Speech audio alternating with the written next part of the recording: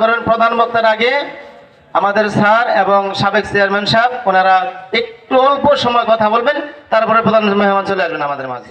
এই পর্যায়ে আপনাদের মাঝে অল্প কিছুক্ষণ সময় মূল্যবান বক্তব্য রাখবেন জনাব মোহাম্মদ জাহাঙ্গীর হোসেন সাহেব, সাবেক চেয়ারম্যান ৪ নং নগদেশ মিলন পরিষদ ও সহসভাপতি উপজেলা বিএনপি গোপালপুর। আমি চেয়ারম্যান সাহেবকে সবিনয়ভাবে অনুরোধ জানাচ্ছি ওনার মূল্যবান আলোচনা করার জন্য।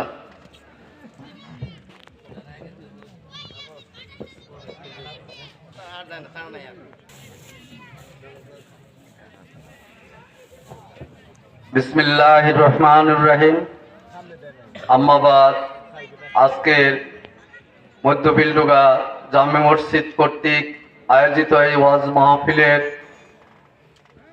আমার অত্যন্ত শ্রদ্ধাভাজন শ্রদ্ধেয় মামা, আপনাদের গর্ব, আপনাদের আমাদের সকলের অহংকার, এই গ্রামেরই সন্তান, এই মাহফিলের সম্মানিত সভাপতি আলহাজ ডক্টর রফিকুল ইসলাম সাহেব, এই মাহফিলের প্রধান অতিথি হিসাবে যাকে আমন্ত্রণ করা হয়েছে, আমি তার পক্ষ হয়ে দুটি কথা বলতে চাই। যে আপনারা জানেন, আমরা সবাই জানি, আমাদের প্রিয় নেতা, আপনার সকলের প্রাণপ্রিয় নেতা আব্দুল সালাম পিন্টু সাহেব, উনি আপনাদেরকে সালাম জানিয়েছেন।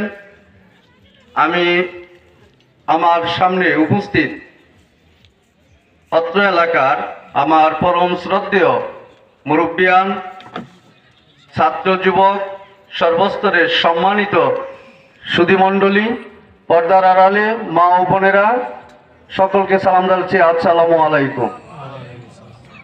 আজকে আমাদের প্রিয় নেতা কারাগার থেকে বের হওয়ার পর আপনারা তার বক্তব্য শুনেছেন। দীর্ঘদিন ওনাকে কারাগারে রাখার পর ওনাকে শারীরিকভাবে যে নির্যাতন করা হয়েছে, সেই নির্যাতনের কারণে উনি শারীরিকভাবে অসুস্থ, তাই উনি আসতে পারেননি, চিকিৎসাধীন অবস্থায় রয়েছে। আমাদের শ্রদ্ধেয় মামা ডাক্তার সাহেব জানেন, উনি সব ব্যবস্থা করেছেন। তা আমি তার পক্ষ থেকে আপনাদেরকে সালাম জানাচ্ছি এবং আপনাদেরকে বলতে চাই যে অল্প কিছুদিনের মধ্যেই উনি আপনাদের মাঝে এসে উপস্থিত হবেন। শুধু আপনাদেরকে সালাম জানাতে বলেছেন আমাকে, আমি আপনাদেরকে ওনার পক্ষ থেকে সালাম জানাচ্ছি। আপনারা তার সালাম গ্রহণ করবেন এবং এই এলাকার আগে যে উন্নয়ন, উনি আমি চেয়ারম্যান থাকাকালীন উনি এমপি ছিলেন, মন্ত্রী ছিলেন, ইনশাল্লাহ আগের মতোই রাস্তাঘাট, মসজিদ, মাদ্রাসা, কবরস্থান যা কিছু আছে আপনাদের এই এলাকার জন্য ইনশাল্লাহ আপনাদের সাথে নিয়ে আপনাদের পাশে থাকবে। এখন সকল প্রকার উন্নয়ন কাজগুলি করার জন্য উনি আপনাদেরকে সার্বিকভাবে আশাবাদ ব্যক্ত করেছেন এবং তার জন্য আপনারা দোয়া করবেন। আজকে আমাদের প্রিয় নেতা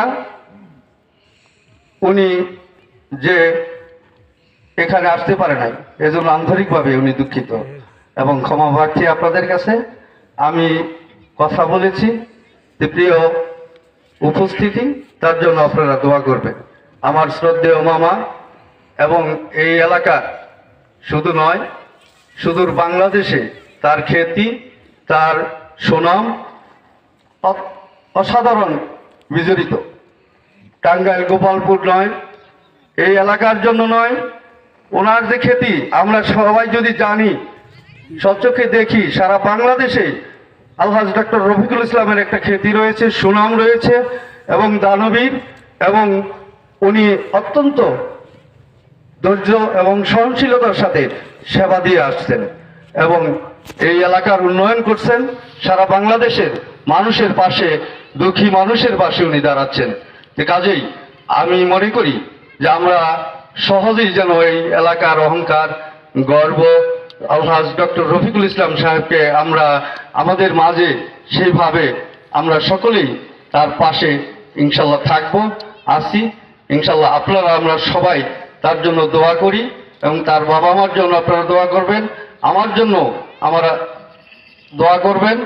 এবং আমার বাবা নাই, আপনারা জানেন, তার জন্য আমি দোয়া পাচ্ছি। এবং আপনাদের সকলের সুস্বাস্থ্য এবং দীর্ঘায়ু কামনা করে আমি আমার কথা এখানে শেষ করছি। আসসালামু আলাইকুম।